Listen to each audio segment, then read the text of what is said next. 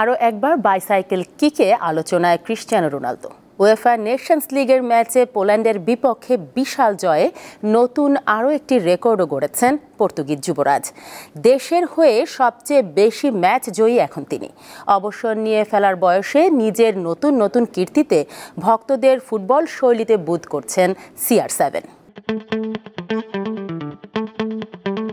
মাত্রই সেদিন আফসোস আর অনিশ্চয়তার সুরে বলেছেন 1000 গোল করা তার নাও হতে পারে। তবে সপ্তাহ না ঘুরতেই মাঠের পারফরম্যান্সে যেন সে অনিশ্চয়তা উড়িয়ে দিলেন ক্রিস্টিয়ানো রোনালদো।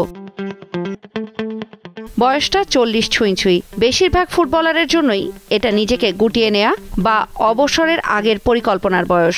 সে বয়সেই তিনি নতুন রং ছড়াচ্ছেন।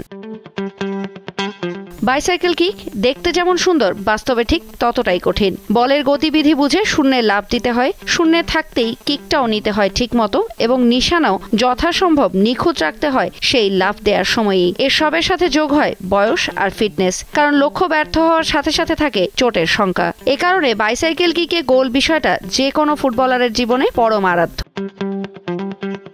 22 বছরের দীর্ঘ ক্যারিয়ারে বেশ কবার বাইসাইকেল কিকে গোল করেছেন রোনালদো। তবে 40-এর কাছাকাছি এসে হয়তো আর কেউ এমনটা করার স্বপ্ন দেখার সাহস পাবেন না, কিন্তু রোনালদো করে যাচ্ছেন। পোল্যান্ডের বিপক্ষে পর্তুগালকে নেশনস লিগের কোয়ার্টার ফাইনালের টিকিট পাইয়ে দেওয়ার ম্যাচে শুরু থেকেই যেন আলো নিজের দিকে টেনে নেয়ার চেষ্টায় ছিলেন। প্রথমার্ধে একাধিকবার ব্যর্থ হওয়ার পর 78 মিনিটে পেনাল্টি থেকে গোল। পানেনকা শটে গোল করা তরুণদের শখ। ব্যর্থ হওয়ার তীব্র শঙ্কা নিয়েও এমন শটে গোল করার দুঃসাহস তিনি দেখালেন।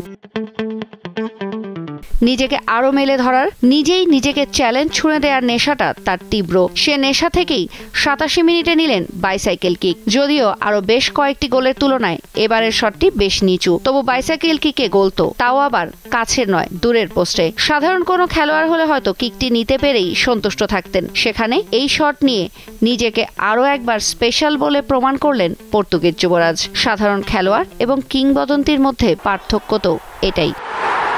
তৌসিয়া ইসলাম, দীপ্ত স্পোর্ট।